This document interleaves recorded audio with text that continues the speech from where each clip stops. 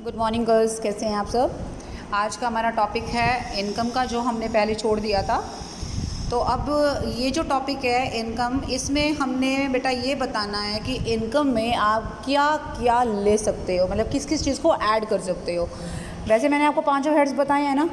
जब आप उन पांचों हेड्स को डिटेल में पढ़ोगे, सब चैप्टर्स आएंगे उनके अलग अलग, तो उसमें हज़ारों इनकम ऐसी हैं जो उन हेड्स के अंदर आती हैं, और उन इनकम्स में से आप 10-15 पॉइंट अच्छे से आपके दिमाग में सेट हो जाएं, उसको आप इस क्वेश्चन के अंदर डाल सकते हो।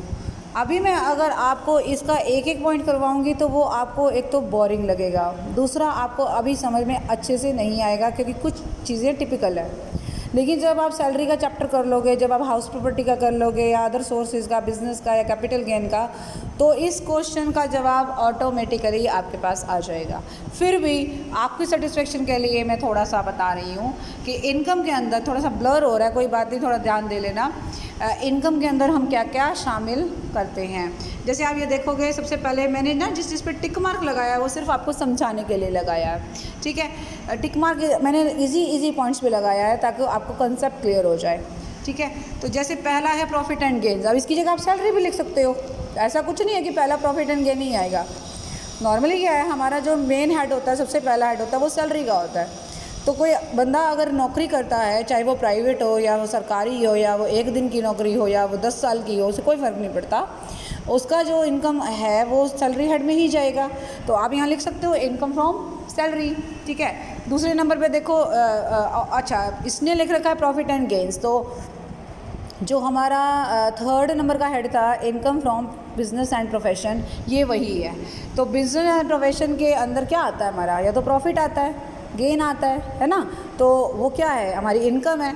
और क्वेश्चन क्या कहता है कि इनकम में क्या क्या ऐड करोगे, तो वो वही चीज़ आ गई ना, डिविडेंड।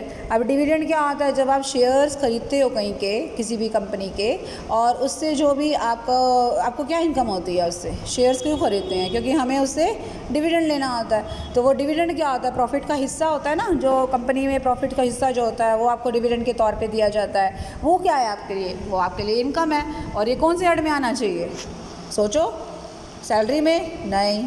सेकंड नंबर पे क्या है, हाउस प्रॉपर्टी, बिल्कुल नहीं। थर्ड नंबर पे बिजनेस और प्रोफेशन, नहीं, ये तो मेरी इन्वेस्टमेंट है, ठीक है ना। चौथे नंबर पे क्या बोलते हैं, कैपिटल गेन, नहीं, कोई प्रॉपर्टी थोड़ा बेची है मैंने। पाँचवें नंबर पे अदर सोर्सेज, हाँ इसमें आएगा। डिविडेंड अर्न करना मेरा बिजनेस नहीं है, मेरा प्रोफेशन नहीं है। डिविडेंड अर्न करना मेरी एक इन्वेस्टमेंट का ज़रिया है, और इन्वेस्टमेंट किया है मैंने पैसों में, मैंने बैंक में पैसा डाला या मैंने किसी कंपनी के शेयर्स खरीदे, बात तो एक ही है। उससे इंटरेस्ट आएगा, उससे डिविडेंड आएगा, तो कहाँ जाएगा ये, इनकम फ्रॉम अदर सोर्सेज में। तो इनकम फ्रॉम अदर सोर्सेज में आप जब आप उस चैप्टर में जाओगे ना, आप कम से कम 100 इनकम ऐसी पढ़ोगे जो इनकम फ्रॉम अदर सोर्सेज में आती हैं, तो वो सारी इसमें डाल सकते हो। तो ये देख लेना, ये क्वेश्चन तो इतना बड़ा हो सकता है कि जितना पूरी बुक लिखी जा सकती है। खैर बुक नहीं लिखनी है हमारे को। अभी मैं आपको ना इसलिए इसमें ना बिल्कुल आसान टॉपिक उठा रही हूँ या पॉइंट्स उठा रही हूँ, ताकि आपको अच्छे से समझ में आ जाए। आप चाहो तो ये वाले चेंज करके अपनी मर्ज़ी की इनकम भी इसमें लिख सकते हो, ठीक है। जैसे मैंने इस पे टिक मार्क लगा रखा है, वैल्यू ऑफ एनी परक्विजिट और profit in lieu of salary taxable. अब इसका मतलब क्या है, देखो अंडर द हेड सैलरी, ये ना क्या चीज़ है। सैलरी के अंदर आप जाओगे तो सैलरी में सिर्फ मुझे सैलरी नहीं मिलती ना, सैलरी के अंदर बहुत कुछ मिलता है, ठीक है। मान लीजिए सैलरी में मुझे 500 रुपये मेडिकल अलाउंस मिलता है, वो भी सैलरी का एक पार्ट है, ठीक है। मान लीजिए मुझे डियरनेस अलाउंस मिलता है, जिसे आप हिंदी में महंगाई भत्ता बोलते हो, वो भी सैलरी का ही पार्ट है। हर वो चीज़ जो मुझे मेरे एम्प्लॉयर से मिलेगी वो सैलरी है। तो उसके अंदर बहुत सारी पॉइंट्स आते हैं। तो एक ये भी पॉइंट है कि आप कोई भी परक्विजिट का मतलब होता है, हिंदी में बोलते हैं इसको अनुलाभ, यानी लाभों की जगह पर जो मिले वो अनुलाभ कहते हैं।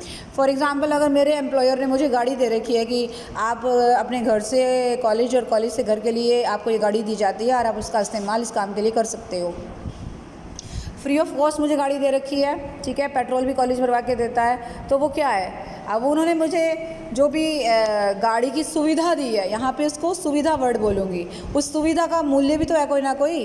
अगर ये गाड़ी मैं अपनी खरीदती मान लो, तो क्या मेरा खर्चा नहीं होता, मेंटेनेंस का होता ना, पेट्रोल का होता ना। अब वो खर्चा कौन पे कर रहा है, कॉलेज पे कर रहा है, कॉलेज खर्चा पे कर रहा है ना, फ़ायदा कौन उठा रहा है? फ़ायदा मैं उठा रही हूँ।